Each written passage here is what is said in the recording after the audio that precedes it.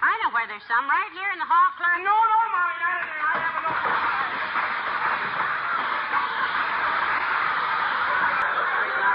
One of these days.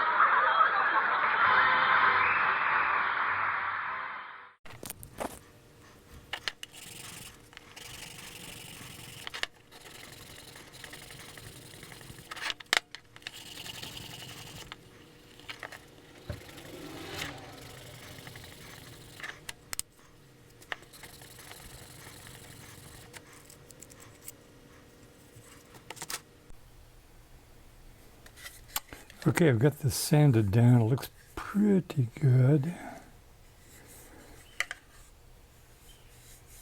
Feels pretty good.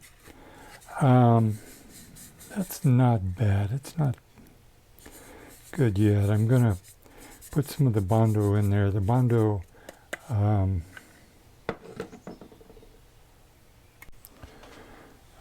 glazing and spot putty dries very quickly. There's been a crack right there that was sealed up too, or glued. So I'll put a little in there too. And as soon as that's dried, then we'll go over the whole thing with wet and dry. Probably this, 600 grit ought to do it. And then it'll be ready for painting, primering and painting. So, we're getting closer.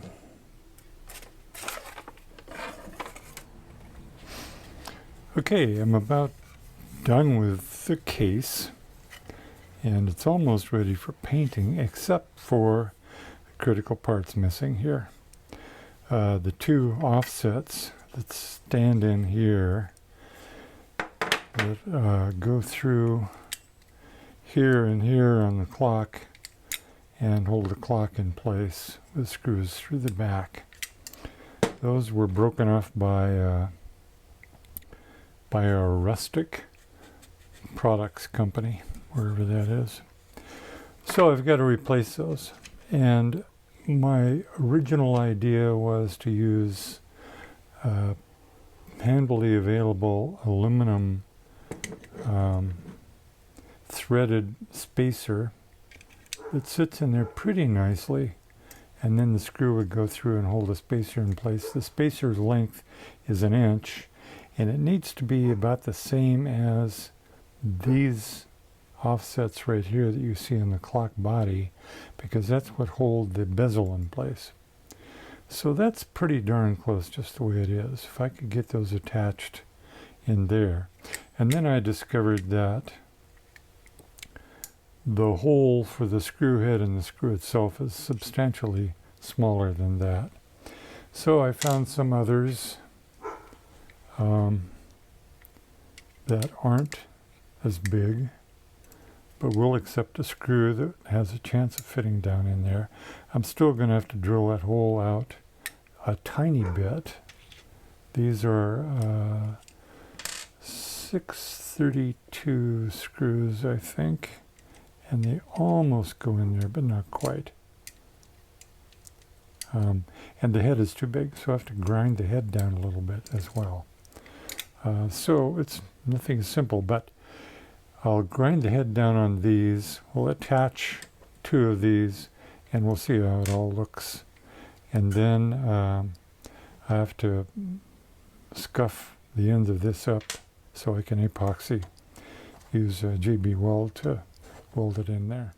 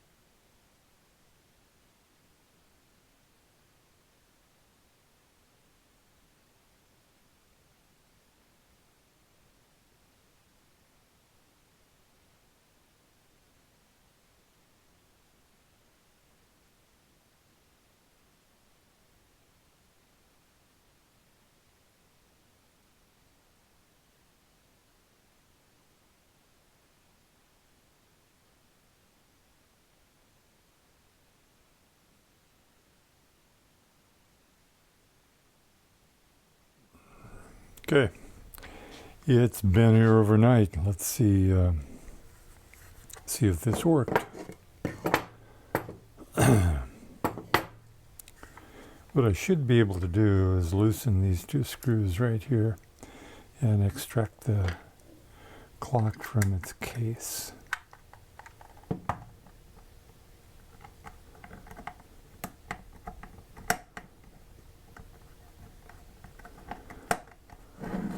Hopefully, that'll be what happens.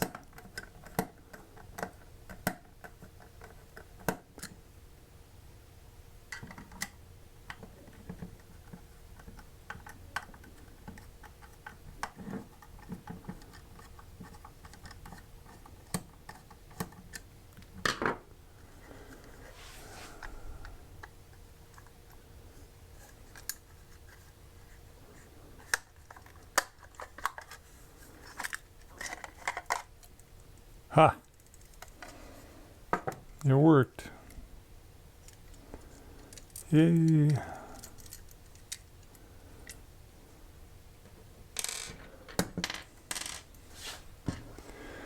So there's the clock, and there's the case, and there are the offsets glued into place. Very nice. What I think I'll do now is add a little more JB weld around each of those to give them a little better chance of lasting over the long haul. Yeah, so I'll do that, and then as soon as that's dry, this will be ready to paint at last. See, I got some rubber feet at the hardware store. These are actually automotive bumpers for various car parts. I think these are for a Ford or something, but they look like they would fit. Oop, too small. Here's a different one, a little bit bigger.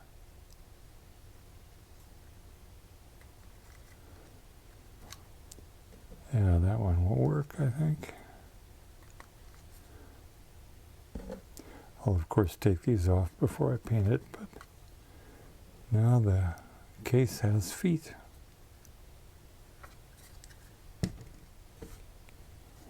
Okay, we're getting there. We're getting there.